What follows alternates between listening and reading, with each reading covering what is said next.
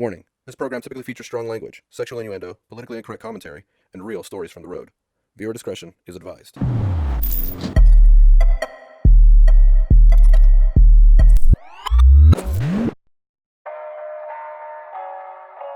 We left off last time telling you about the plan we hatched while camping on the banks of the Rio Grande. Number 1, get our 4RUNNER set up for overland travel. 2, head to Baja. And 3, rent a place while there. But before we can get to that, we have a 4RUNNER to build and a Syncro to put up for sale.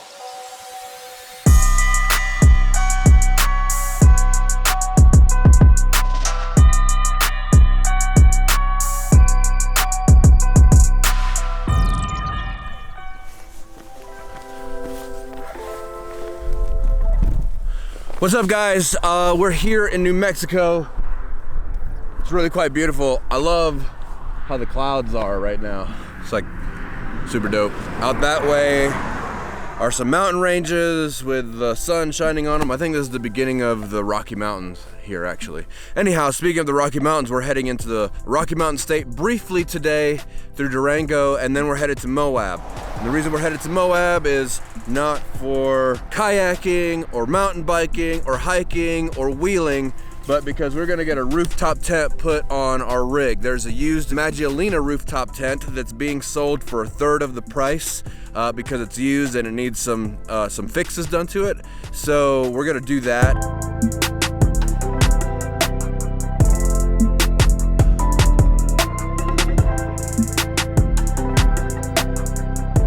Our strategy on this build is to keep things as minimal as possible in order to keep the weight down.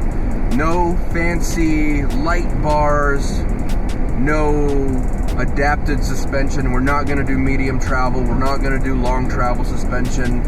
We wanted to do an armored bumper in the back, like a steel or aluminum bumper, but then we decided that we're gonna stick to our plan and keep it simple, because all the bumpers that are for sale for these things are like 150, 160 pounds. 130 to 160 pounds, and we're trying to keep the weight down. So instead we're going with the hitch mounted swing away bumper, which we'll show you that when the time comes. But we're also trying to buy used stuff as much as possible. So today we're buying that used rooftop tent in Moab, and then tomorrow or the day after we're getting a used ARB fridge. We're keeping this build super basic, super simple, lightweight, not going full throttle on this like we did the Syncro, because 1, we don't have the money, and 2, we learned a valuable lesson. After all the struggles we'd had with our Syncro, we'd learned that engineers at automotive companies generally know what they're doing. And trying to out-engineer them with engine conversions, gearbox mods, or adding a bunch of Gucci Overland crap that weighs a lot reduces the intended performance of your vehicle. In fact, there's a great article about this very thing over on Expedition Portal, and it's linked in the description below. How are you, man? All right, how are you? Doing well. Let's pop her open. Do the honors, all right. It's hard for me to crawl around with all this stuff on, so. All right.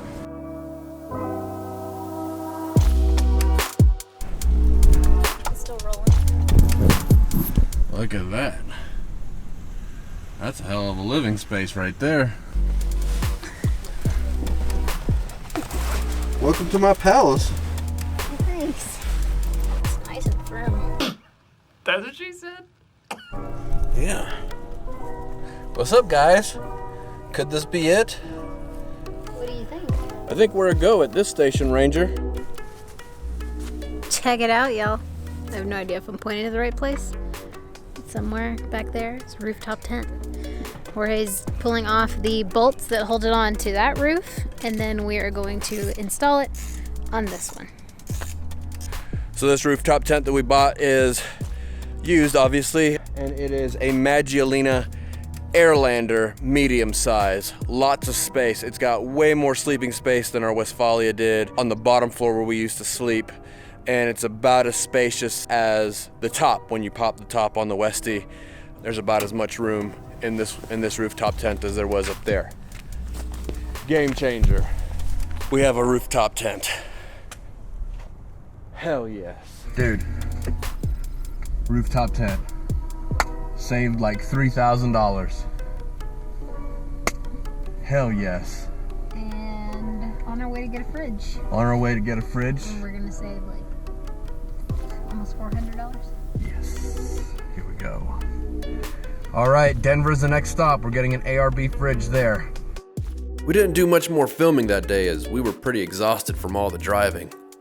But we bought the fridge in Denver and then headed from there down to Manitou Springs.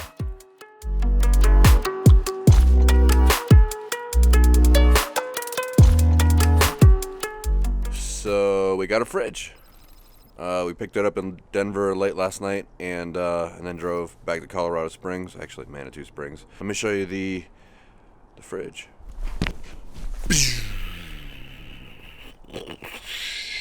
Explosion. ARB. This is a 37 quart. We didn't get the 50 quart or 42 or whatever it is that everybody gets. 37 was enough. Plus we got like a really good deal on it. So we got a fridge now. This kind. These are way more efficient than the TF49s that were in the Syncro and were in Falcor. Anyhow. Alright, see ya. And so, with our rooftop tent purchased and our fridge secured, we set off to visit a longtime friend and regular on this show. But first, there's something that Jessica wants to share. Hi. So, after about a month and a half away, we're back in Manitou Springs, Colorado. We just ate at one of our favorite places here called Savelli's. Try it out. And we're about to go to the shop where the van has been staying since we've been gone and pick it up, which I'm actually pretty excited about. I really missed the van more than I thought I would, and I thought the longer we were away, the less I'd miss it. It's just not the case. Super excited. See it again, drive it around, and see what it feels like after driving this thing for so long. It's gonna be weird. How many miles have we put on this thing in a month and a half? Let's see. Since we left here, the day we bought this 4Runner, we have traveled 6,889 miles. That's ridiculous. That was, I think, October 7th, and today is November 19th. Nuts.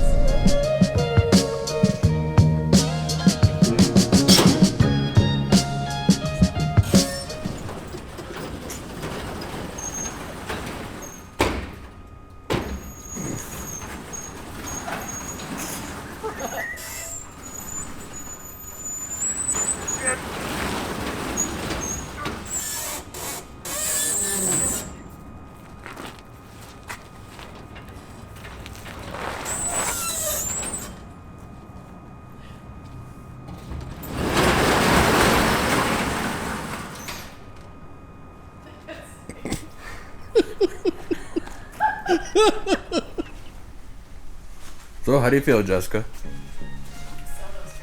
I haven't even looked. I mean, it just feels like home. How do you feel? Neither here nor there. It's cool. I mean, it's a super cool van. But I don't know that I don't know that I feel like... Oh yeah, let's get back into it. What? How nice she looks.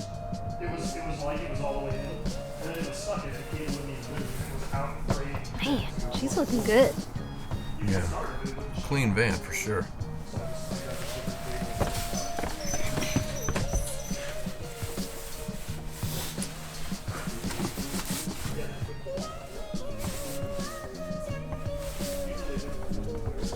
Huh. It's pretty awesome.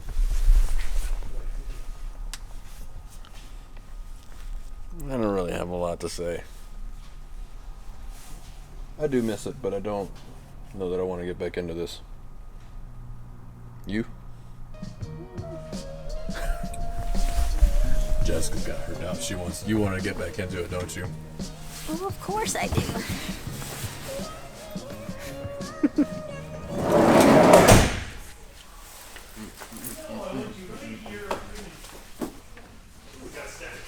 van.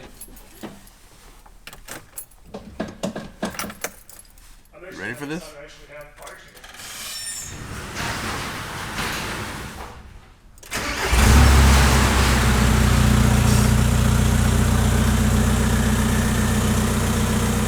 It's hard not to like it now.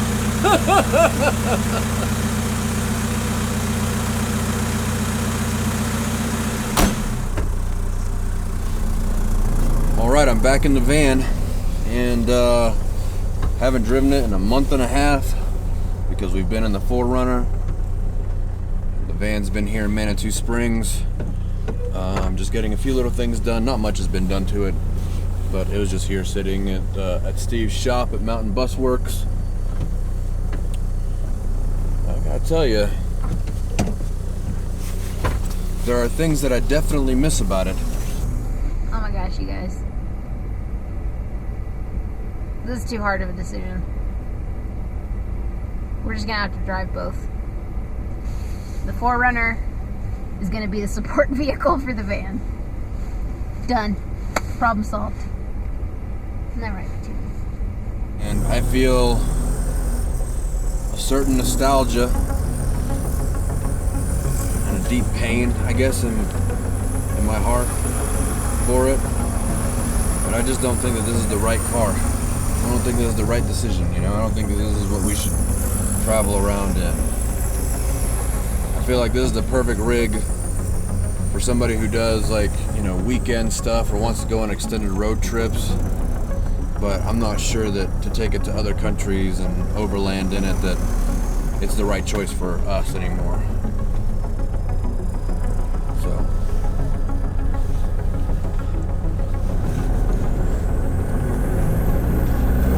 I don't know. But she does drive nice.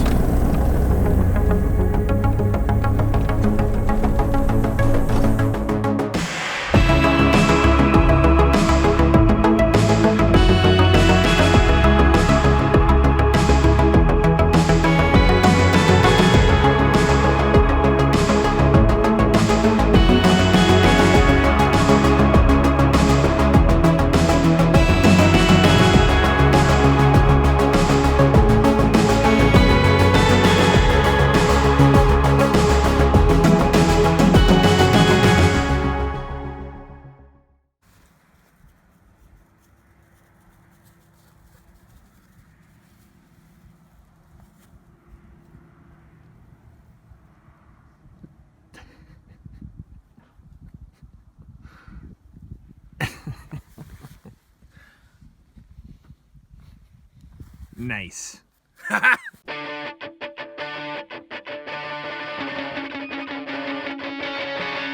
That's it for this one. Part 2 is coming up real soon.